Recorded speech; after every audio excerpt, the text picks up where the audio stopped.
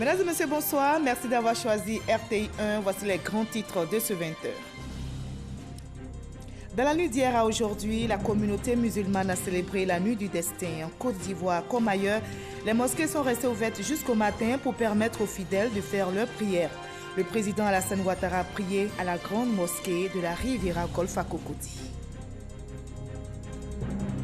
La Côte d'Ivoire et le Ghana envisagent de renforcer leur coopération. Une délégation ghanéenne conduite par le vice-ministre du pétrole et de l'énergie en visite à Abidjan a été reçue par le vice-président Daniel Kablan-Duncan. L'entretien s'est déroulé hier. La Côte d'Ivoire, premier pays producteur mondial de cacao, veut booster sa production pétrolière. Le Premier ministre Amadou Gon Coulibaly en mission en Arabie Saoudite a pris part ce vendredi à la 14e conférence de l'Organisation de la coopération islamique. Au menu de ce sommet présidé par le roi Salman d'Arabie Saoudite, la lutte contre le terrorisme, l'autonomisation de la femme et la protection des droits de l'homme. L'abattoir de Port-Bouët renoue avec son ambiance habituelle. Après plus d'une semaine d'arrêt de travail, les chevillards et membres du collectif des bouchers ont repris leurs activités. C'est le fruit d'une réunion tenue avec toutes les parties prenantes à la primature. Soyez les bienvenus sur RTI 1. On l'appelle le guide ici à la RTI, Ricardo Somone. Un nom est bien connu des téléspectateurs. Le réalisateur du journal télévisé sur RTI 1 vient de prendre sa retraite, une retraite active puisqu'il vient d'intégrer la grande famille des auteurs ivoiriens. Après 40 ans au service de la RTI, il publie son premier livre intitulé RTI, plus de 50 ans d'existence, voici le journal télévisé. L'ouvrage retrace son parcours et dévoile tout sur la confection du journal. Ricardo Somone n'est pas en régie ce soir, mais il est sur ce plateau avec nous et en qualité d'invité de la page culture. Bonsoir Ricardo Somone. Bonsoir Marie-Laure. Vous voulez que je vous appelle le guide? Oui. Le guide. Appelez-moi le guide. Oui. Alors, Ricardo Somone, vous entamez donc votre retraite professionnelle aujourd'hui et c'est le premier jour de votre retraite. Vous êtes devant la caméra pour parler de votre ouvrage sur le journal télévisé. Dites-nous, pourquoi un livre au moment où vous quittez la RTI? D'abord, gloire à Dieu. Parce que c'est Dieu. C'est Dieu qui a permis que vous et moi, vous, Marie-Laure et moi, Dieu qui a permis que nous soyons assis ce soir, à ce 20h, pour parler livre. Pour répondre à vos questions, vous ne pouvez pas exercer 40 ans durant un métier. Vous ne pouvez pas faire 40 ans à un poste et le quitter comme ça, et donc sans y laisser trace. Vous avez donc décidé de laisser un héritage? J'ai décidé donc de laisser trace. D'accord. Et c'est le livre donc qui est le premier d'une série de 3 livres. Ce livre donc est écrit pour servir de boussole. Et vous pour nous en servir direz, de phare. vous nous en direz davantage dans la page culture. On va se retrouver dans une trentaine de minutes. Merci à beaucoup. tout à l'heure, Ricardo Somone, beaucoup. dit le guide. À tout à l'heure. Entendu. Vous restez pour le moment avec nous. Le ramadan tire à sa fin. La communauté musulmane a célébré dans la nuit d'hier à aujourd'hui la nuit du destin. Et en Côte d'Ivoire, comme ailleurs, les mosquées sont restées ouvertes jusqu'au matin pour permettre aux fidèles de faire leurs prières. Le président Alassane Ouattara a prié à la grande mosquée de la Riviera Golf à Cocody. On en sait plus avec notre reporter Abou Sanogo. Le président de la République Alassane Ouattara au méga-cadre organisé par le Conseil supérieur des imams COSIM à la grande mosquée de la Riviera Golf dans la commune de Cocody. Une nuit du cadre 2019-1440 Hégire ou Laylatul Qadr qui est une nuit bénie qui symbolise la révélation du Coran au prophète de l'islam. Elle est meilleure à 1000 mois d'adoration. À la grande mosquée de la Riviera Golf, la célébration de la nuit de la destinée a été marquée par une conférence pour thème le rôle du Ramadan dans l'éducation spirituelle et morale de la société, animé par l'imam El Hadj Adama Diabaté. Le jeûne du Ramadan nous donne une éducation saine. Je vous cite quelques éléments de cette éducation. La patience, la fréquentation des mosquées, la recherche de la connaissance, l'éducation à l'usage du licite, l'éducation à la sincérité, la vérité comme repère. L'imam Sekou Silla a, au nom du COSIM, lu une déclaration sur la situation sociopolitique du pays, appuyant cela par le représentant du cheikh Boakari Fofana, qui a lancé un appel à l'endroit des acteurs politiques. Dans plusieurs localités et régions de notre pays, notamment Bouna, Zouaouien, Béoumi, etc., des Ivoiriens s'affrontent en des combats meurtriers qui sèment la désolation avec leur cortège de morts, de blessés et de déplacés. Le Conseil supérieur des imams, conformément à sa nature et à ses missions, appelle toutes les parties à la raison. Le Conseil supérieur des imams s'engage aujourd'hui comme hier avec détermination à apporter sa contribution généreuse et sans calcul chaque fois que les situations l'exigeront. Le pays a besoin de fraternité et de solidarité. Les besoins fondamentaux sont les mêmes pour tous et pour chacun.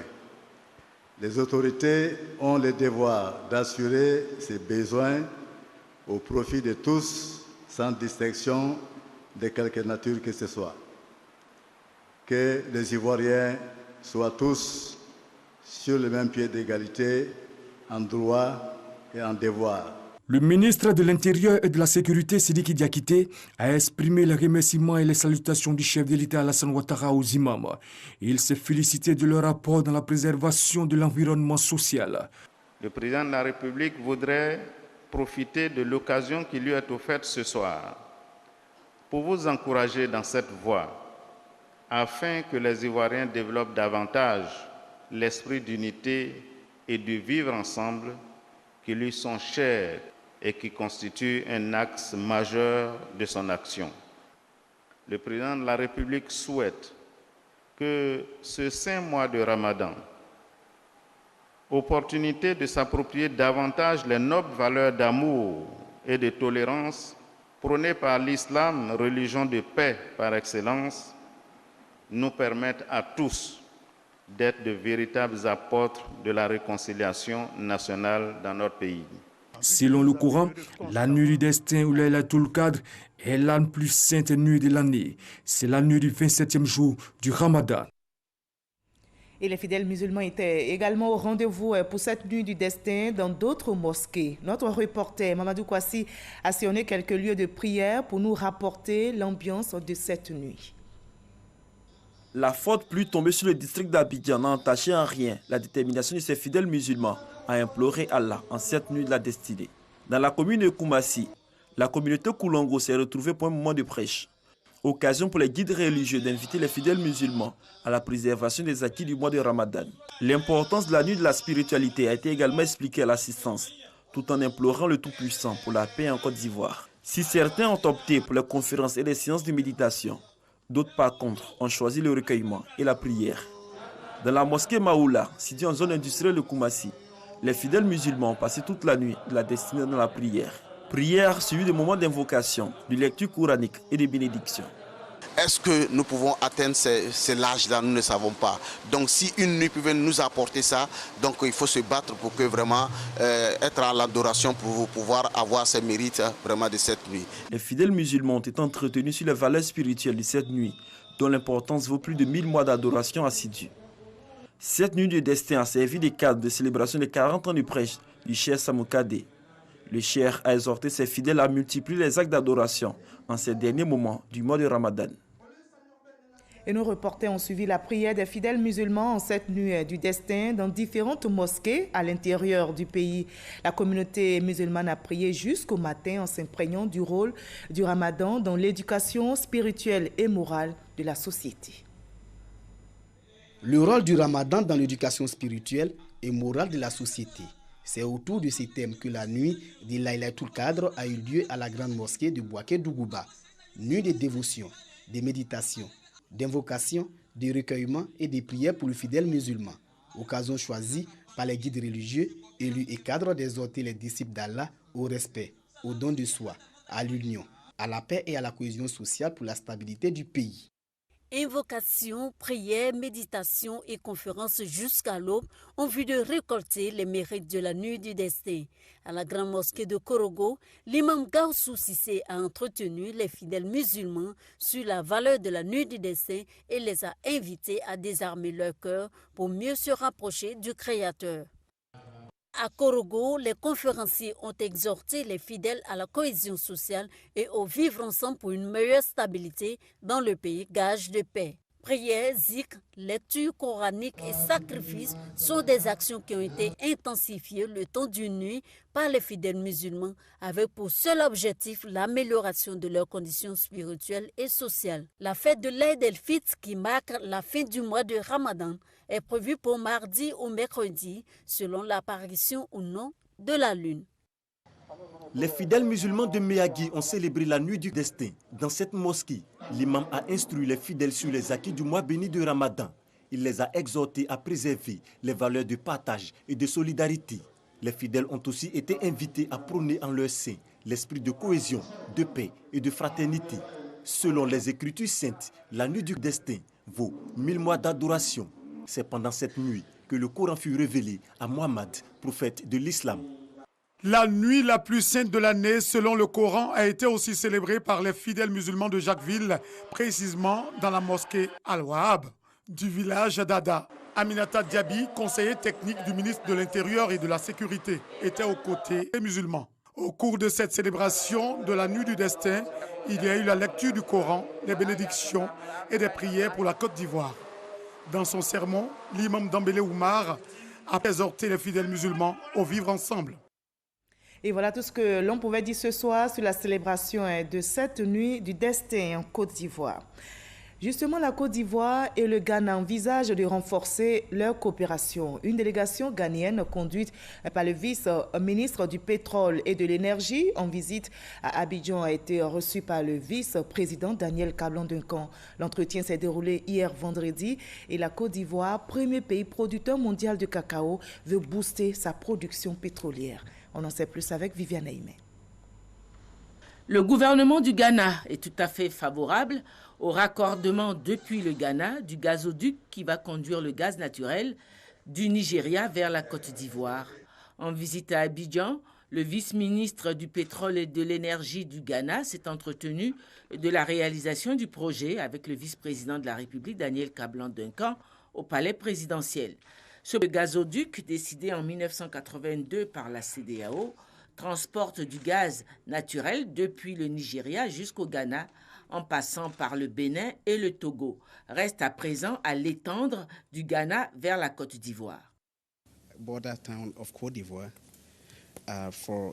Ghana et la Côte d'Ivoire, nous sommes en train d'aller vers l'utilisation du gaz naturel pour la génération d'électricité. Ça va nous aider entre les deux pays. Nous avons déjà collaboré bien sûr dans le système de la transmission d'électricité. Nous voulons avoir cette infrastructure au cas où le Ghana peut-être n'aura pas assez d'électricité pour utiliser ceci. Et le cas où la Côte d'Ivoire aussi aura le problème, peut-être on peut utiliser. Donc c'est un projet que nous sommes en train de voir son développement entre les deux pays. La fourniture de gaz naturel grâce à ce gazoduc permettra à la Côte d'Ivoire de renforcer sa production d'électricité et devenir un hub sous-régional au plan de la production et la distribution de l'électricité. Le Premier ministre Amadou Gon Coulibaly, en mission en Arabie Saoudite, a pris part hier vendredi aux travaux de la 14e conférence de l'Organisation de la coopération islamique. Au menu de ce sommet présidé par le roi Salman d'Arabie Saoudite, la lutte contre le terrorisme, l'autonomisation de la femme et la protection des droits de l'homme. Mahama Traoré est notre envoyé spécial. C'est dans la ville sainte de la Mecque que l'Organisation de la coopération islamique, OCI, a donné rendez-vous aux dirigeants de ses 57 pays membres pour sa 14e conférence au sommet. Le président Alassane Ouattara s'est fait représenter à ce sommet par le Premier ministre Amadou Gon Coulibaly. Les travaux présidés par le roi Salman d'Arabie Saoudite ont porté sur le thème « Main dans la main vers l'avenir ». Il était question pour les chefs d'État et de gouvernement présents d'adopter une position commune sur les défis communs à relever par les États membres de l'OCI. En ce qui concerne la lutte contre le terrorisme, le roi Salman d'Arabie Saoudite a condamné avec fermeté les menaces et actes de sabotage qui perturbent la paix et la sécurité dans le monde musulman. En plus du renforcement de la coopération sécuritaire, la conférence a souligné la nécessité de réduire la pauvreté dans les États membres et de soutenir le développement du capital humain afin d'éradiquer le terrorisme. La conférence a également recommandé une plus grande implication des États membres pour la réussite de la mise en œuvre du programme d'action OCI 2025, un plan décennal censé réaliser les objectifs de paix, de sécurité et de développement socio-économique que s'est fixé l'OCI. En clair, cette 14e conférence au sommet tenue dans la nuit sainte du destin entend impulser une nouvelle dynamique à l'OCI dont la mission est de promouvoir la paix internationale et l'harmonie entre les différents peuples du monde. Et en marge des travaux de la 14e conférence de l'Organisation de la coopération islamique en Arabie Saoudite, le chef du gouvernement ivoirien, vous allez le voir, a échangé avec le président de la Banque islamique de développement. Le financement de nouveaux projets dans le domaine de l'enseignement supérieur a été évoqué. On retrouve notre envoyé spécial, Mama Traoré. Mai 2016, la Banque islamique de développement BID prenait l'engagement de contribuer au financement du PND, Plan national de développement 2016-2020. Joignant l'acte à la parole, l'institution financière soutient la réalisation de plusieurs projets structurants, tels l'aménagement de la baie de Cocody, la construction de l'université de Bondoukou et le développement du système de formation professionnelle. 3 ans plus tard, l'ensemble des interventions de la BID en Côte d'Ivoire s'élève à plus de 588 milliards de francs CFA. L'institution est même prête à aller plus loin. La relation entre la Banque islamique de développement et la Côte d'Ivoire sont excellentes et cette réunion nous a permis de jeter les jalons de coopération pour la renforcer. La Banque islamique de développement réitère son engagement pour le soutien socio-économique et le développement de la Côte d'Ivoire. Et en particulier dans le secteur social tel que l'éducation et la santé et la création de l'emploi pour les garçons et pour les filles. En tout, 18 projets en cours d'exécution sont au cœur de la coopération entre la Côte d'Ivoire et la BID. Ces projets ont été passés en revue lors de la rencontre entre le Premier ministre ivoirien Amadou Gon Coulibaly et le président de la BID. Les deux parties se sont engagées à améliorer le taux de décaissement, actuellement de 16%. Je suis heureux d'annoncer que la BID détachera un expert à Abidjan, aux côtés du ministère du Plan, pour aider à accélérer toutes les procédures pour que le décaissement des projets BID s'améliore. Nous avons évoqué des projets importants pour le pays, l'université de Bondoukou, et ils nous ont dit que de manière diligente, ils feront le nécessaire pour que les travaux puissent commencer rapidement. Nous avons soumis également la question de l'université d'Odiéné. Et on espère qu'au cours de l'année prochaine, la première pierre de ce projet sera également posée. Et nous avons surtout remercié également la BID pour le financement important de la baie de Cocody, puisque c'est la BID qui finance le pont à Auban, c'est la BID qui finance les échangeurs de l'Indénié, c'est la BID qui finance la coulée verte et le barrage écriteur. Donc c'est important, c'est des financements d'environ 280 millions de dollars US au niveau de la Banque islamique de développement. Donc c'est un entretien très positif qui s'est déroulé de manière conviviale. Et je voudrais à nouveau saisir l'opportunité pour remercier le président de la BID au nom du chef de l'État. Créée en 1973, la Banque islamique de développement est au service des États membres de l'Organisation de la coopération islamique OCI. La Côte d'Ivoire a adhéré à la BID en 2002. Ici en Côte d'Ivoire, l'abattoir de Port-Bouët renoue avec son ambiance habituelle. Après plus d'une semaine d'arrêt de travail, les chevillards et membres du collectif des bouchers ont repris leurs activités. C'est le fruit de la réunion tenue avec toutes les parties prenantes à la primature. Les chevillards appellent donc tous les membres à la reprise. Nous Sangaré, Ouattaramadou Walter. Il est 2 heures du matin ce samedi 1er juin. Un troupeau de plus de 400 bœufs est conduit pour être abattu. Acteurs principaux dans la chaîne d'abattage de bovins et petits ruminants, les chevignards reprennent effectivement ainsi le service à l'abattoir de Port-Bouët après plus d'une semaine d'arrêt de travail. Cette reprise fait suite à la suspension temporaire par le gouvernement de l'application des nouveaux tarifs d'abattage ainsi que les tasses d'abattage et d'inspection sanitaire pour une période transitoire d'1 mois. Nous profitons de l'occasion pour remercier son Excellence, Monsieur le Président de la République, de nous avoir écoutés. Et nous félicitons le Premier ministre d'avoir pris une décision aussi courageuse. Les acteurs de la filière viande invitent les bouchers au respect du prix du kilogramme de la viande comme fixé par le passé. Mes frères bouchers, je vous demande de respecter l'engagement que nous venons de prendre devant les autorités. Les Ivoiriens peuvent aller s'approvisionner à l'abattoir et partout dans les 10 communes d'Abidjan, le prix du kilo de viande ne va pas augmenter. 2000 francs à l'abattoir, 2200 dans les autres communes, 2300 dans les communes reculées. Nous allons mettre un système d'information dans les marchés pour informer la population de toutes les évolutions du prix de la viande.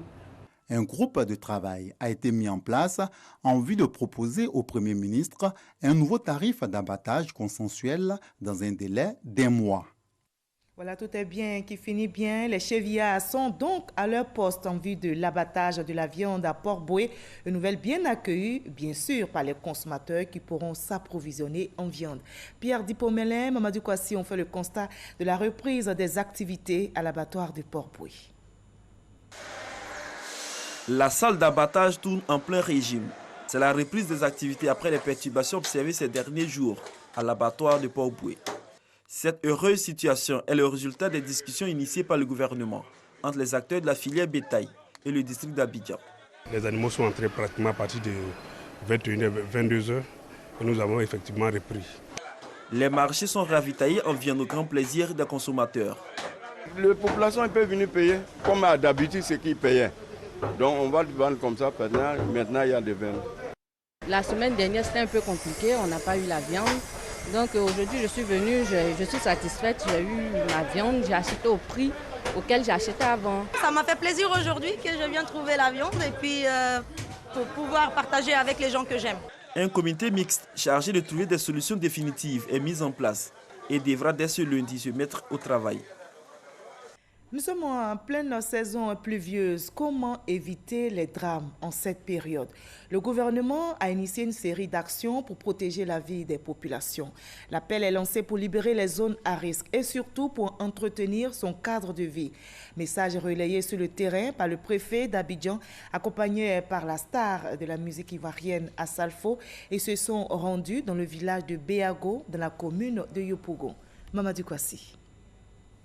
Informé, le préfet d'Abidjan est allé se rendre compte de la situation. Et pour cette visite, Vincent Toby Irie s'est fait accompagner de la méga star de la musique ivoirienne, à Salfo. Il a saisi l'occasion pour sensibiliser les populations sur l'amélioration de leur cadre de vie. Les enfants ne vont pas à la pêche, les petits tombent malades, les boutons par-ci, par-là, diarrhée par-ci. Nous avons loué un poquelin, 2 millions, pour barrer au niveau d'ici, pour barrer. Et nous avons fait un petit chemin pour que l'eau passe. En quelques secondes, il a plu, l'eau, tout le sable qu'on a mis, tout est parti. De Béago au quartier Prékek-Benta en passant par Sidessi, la délégation peut se faire une idée des conditions de vie des populations confrontées souvent à des inondations en saison pluvieuse. L'autre chose qui a attiré l'attention de la délégation, c'est bien le dépôt des ordures dans les canaux d'évacuation.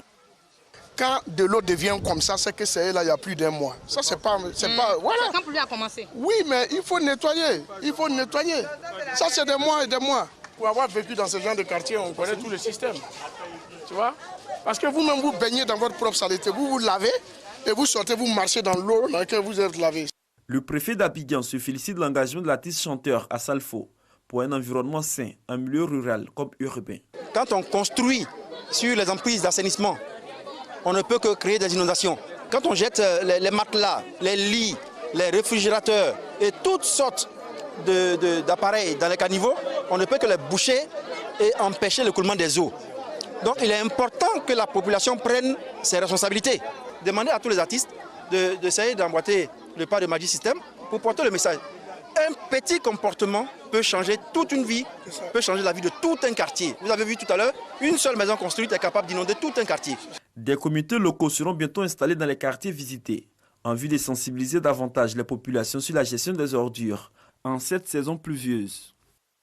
Voilà, vigilance donc en cette période de pluie. Attention aussi, car l'épidémie de la dengue a refait surface en Côte d'Ivoire après les cas identifiés et circonscrits en 2017. Depuis le début de l'année 2019 jusqu'au début du mois de mai, 78 cas de dengue ont été confirmés, dont 2 décès survenus.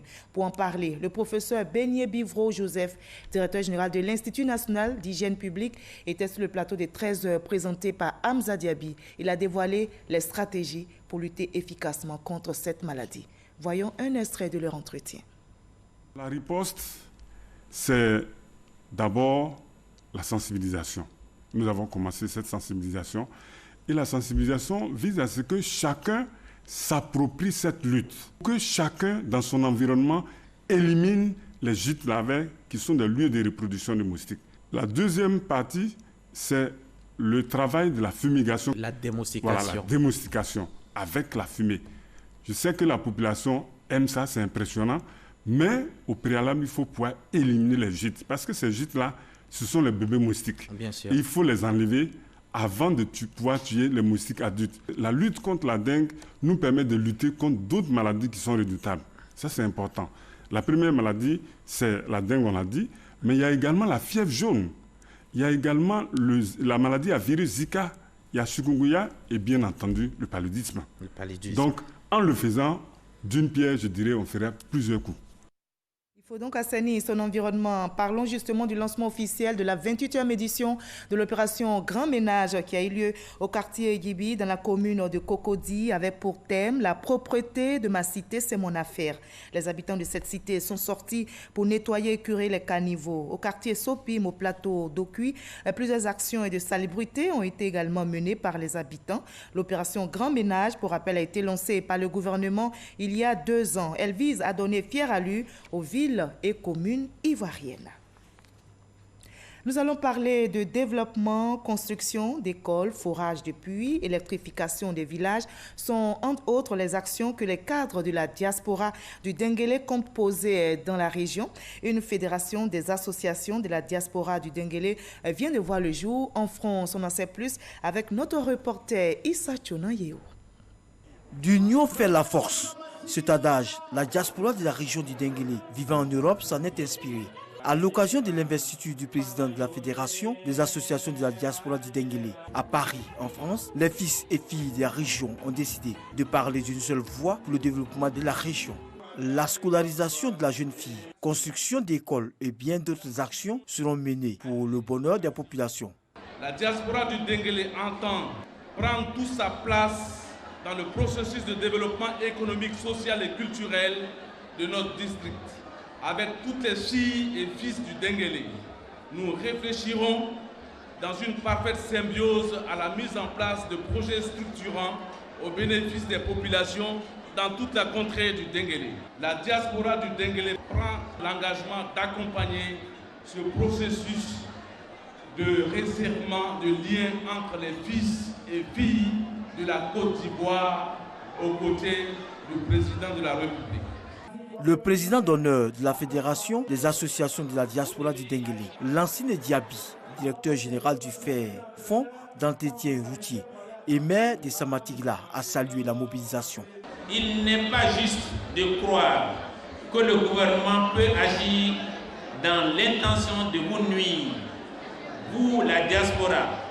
Non, ce n'est pas possible. Croyez-moi. La culture était présente à cette cérémonie. Plusieurs artistes, dont Gadji Seli, ont apporté du baume au cœur des mélomanes.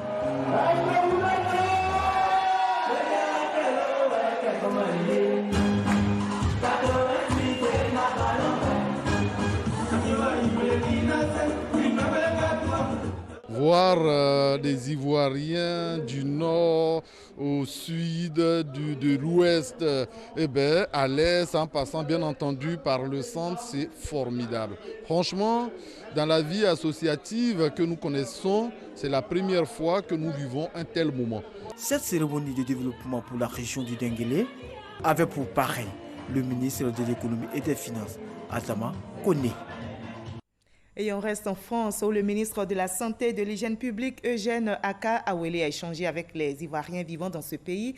Un sujet principal, le bilan du RHDP, qu'il juge satisfaisant. Il a invité donc la diaspora ivoirienne à s'inscrire dans la continuité avec le Parti pour le développement effectif de la Côte d'Ivoire. Hamza Diaby. À l'initiative de la CPRHDP, la coordination pour la promotion du RHDP, section France, plusieurs dizaines d'Ivoiriens vivant dans l'Hexagone ont échangé ce week-end avec le ministre Eugène Aka-Awele. Toutes les régions de Côte d'Ivoire bénéficient des retombées de la politique du président Alassane Ouattara dans tous les domaines, particulièrement dans le social et en matière d'infrastructures de base. J'ai tenu à partager ma propre connaissance de ce bilan avec les frères et sœurs de France et à solliciter leur soutien, mais de la façon la plus objective, leur soutien d'une politique qui prend en compte l'intérêt de la Côte d'Ivoire et d'éviter dans des débats de politiciens qui, si on y prend garde, peuvent nous entraîner encore dans ce que nous avons connu comme crise. Après 1h30 d'échange, organisateurs et participants se disent satisfaits de la rencontre. Ce genre de rencontre est à féliciter. Nous souhaitions que des cadres du RHDP fassent de temps en autre le déplacement pour venir nous situer sur les actions du gouvernement. Nous avons été édifiés de tout ce qui s'est dit en Côte d'Ivoire et de tout ce qui a été fait par le président Ouattara et par son gouvernement. Nous sommes fiers de notre pays. Le Premier ministre Gon Coulibaly et son équipe, le travail est bon. Et aujourd'hui, il y a ce qu'on appelle à Paris, du moins dans l'Hexagone ici, l'intoxication.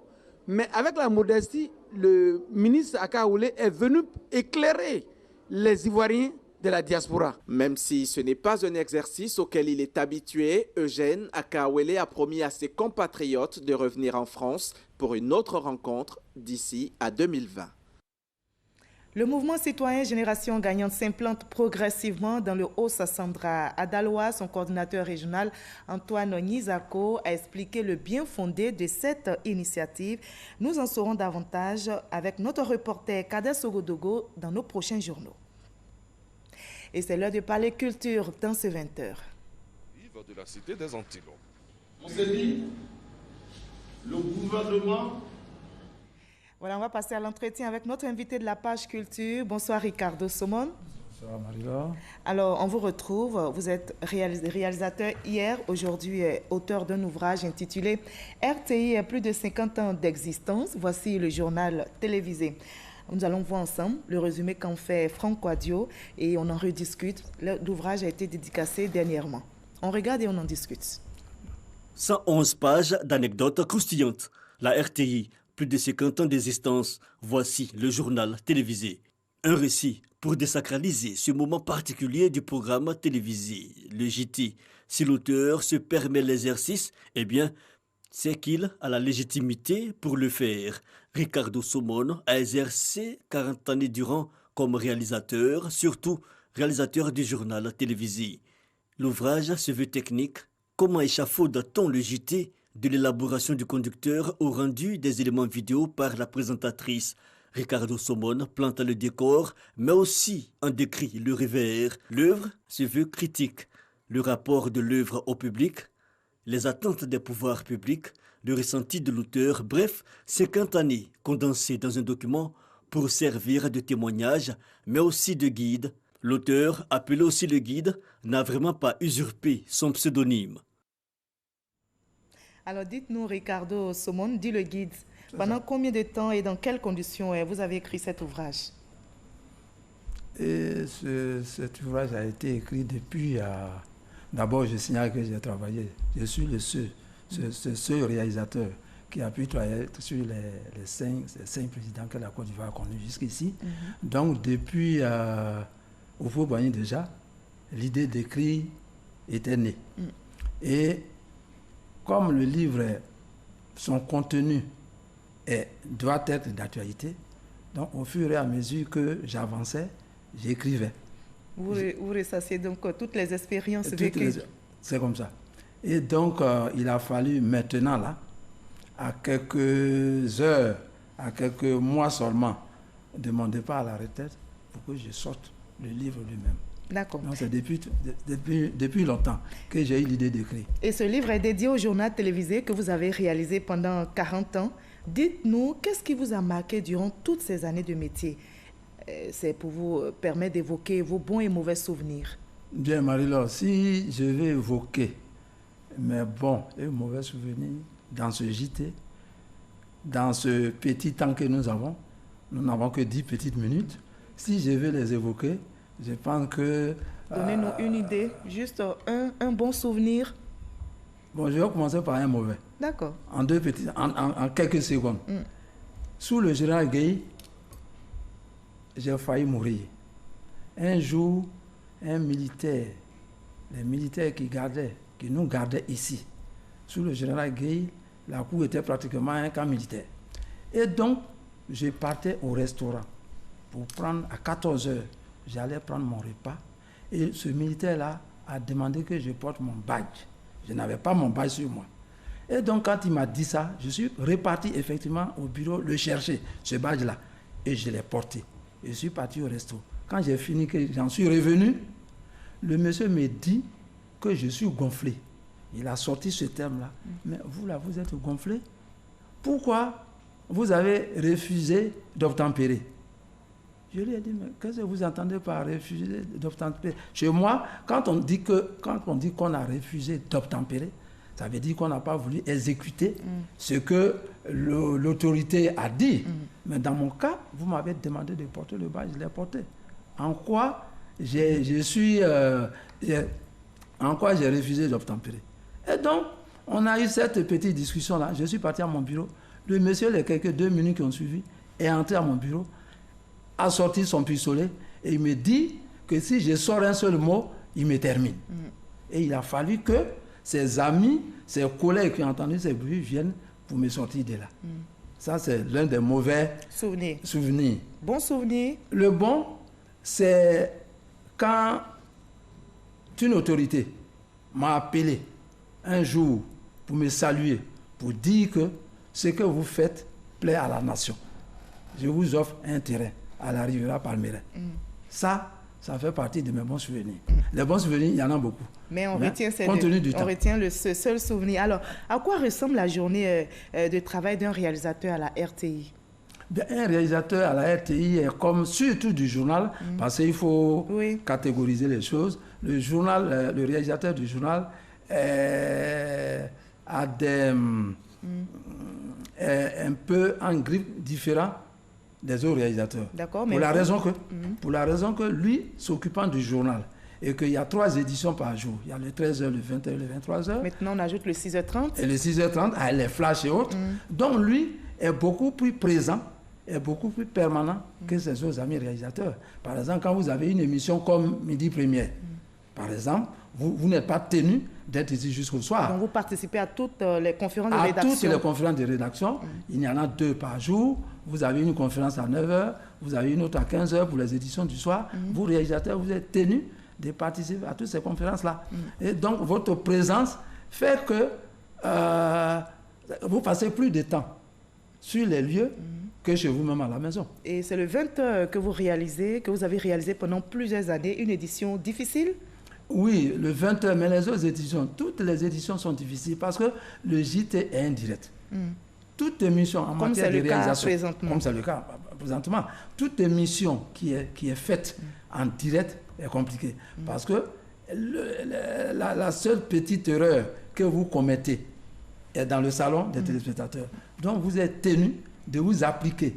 Et parce que vous devez vous appliquer, vous êtes donc dans le stress permanent du début jusqu'à la fin de l'émission. Alors dans votre livre, vous faites une critique des éditions que vous avez réalisées. Dites-nous. Alors, qu'est-ce que vous décrivez au juste et quelles sont vos propositions en vue d'une amélioration certaine? Bien, Marie-Laure. Je pense que... Oui, non, on ne va pas tout dévoiler ici parce qu'il faut acheter l'ouvrage. Naturellement, c'est ce que je voulais vous dire. il faut que le téléspectateur, tous ceux qui nous suivent, achètent leur livre pour voir qu'est-ce que moi j'ai décrit et qu'est-ce que je propose. Tout est là-dedans. Parce que j'ai dit ça, le temps qui nous est imparti est beaucoup bref. Et je tiens aussi pour que ces livres-là, parce que je disais tout à l'heure que c'est le premier d'une série de 3 livres. D'accord. Donc, je tiens quand même à dire un grand merci à ceux-là qui m'ont permis de faire sortir ces livres-là. Ceux-là sans lesquels ces livres-là ne seraient pas sortis. En 2 mots. En 2 mots. Et je commence par mon épouse. Bien sûr, d'accord. Madame Déa. Deux autres personnes. Et Léontine. Elle, non, il faut 3 ou 4. C'est important. Non, on n'a pas cité quand vous l'avez dit. Vous avez réalisé le journal télévisé pendant des années, vous savez les contraintes du temps. Oui, naturellement. Donc, après mon épouse, vient le gouverneur, le vice-gouverneur du district d'Abidjan, M. Sia Honoré. Après lui, vient le gouverneur de Yamoussoukro, du district autonome de Yamoussoukro, M. Augustin Thiam, qui à lui seul a pris 200 livres. Après lui vient le président du conseil régional, des Diopé, M. Adjaro, qui aussi a pris 200 livres. Ricardo Somon. Vous êtes le guide. Oui, j'arrive. Un dernier point de vue. S'il vous plaît, on aura l'occasion de remercier le guide. On vous appelle le guide. Durant 40 ans, vous appelez le guide. Pourquoi? Rapidement, 2 mots. Oui, on m'appelle le guide parce que c'est ce que je disais tout à l'heure. Le réalisateur est au début, au milieu et à la fin du JT. C'est par rapport à ça qu'on m'appelle le guide. Donc, je ne fais pas que réaliser le journal. Je le guide effectivement. C'est-à-dire que je le confessionne, je le prépare, je le confessionne et je le diffuse. C'est pour cela que je suis dit guide. Et ce que je dirais pour terminer, c'est que je dis grand merci à toute la RTI, à toute la grande famille de la communication, à commencer par le directeur général de l'ISTC, M. Alfred Damoussa, et son épouse qui se sont déplacés pour venir me soutenir. Merci beaucoup, Ricardo Somon. Merci d'avoir été notre invité de la page culture. C'est un livre très intéressant qui est instructif et je recommande ce livre à tous les téléspectateurs qui nous regardent. Merci d'avoir été avec nous sur ce plateau. L'actualité, c'est aujourd'hui, c'est aussi Miss Côte d'Ivoire. Alors, qui succédera à Suifatem Miss Côte d'Ivoire 2018? La réponse sera connue ce soir à l'issue de la grande finale de Miss Côte d'Ivoire 2019. Suifatem cédera donc sa couronne à une nouvelle reine de beauté dans quelques instants. Elles sont 24 finalistes à compétir.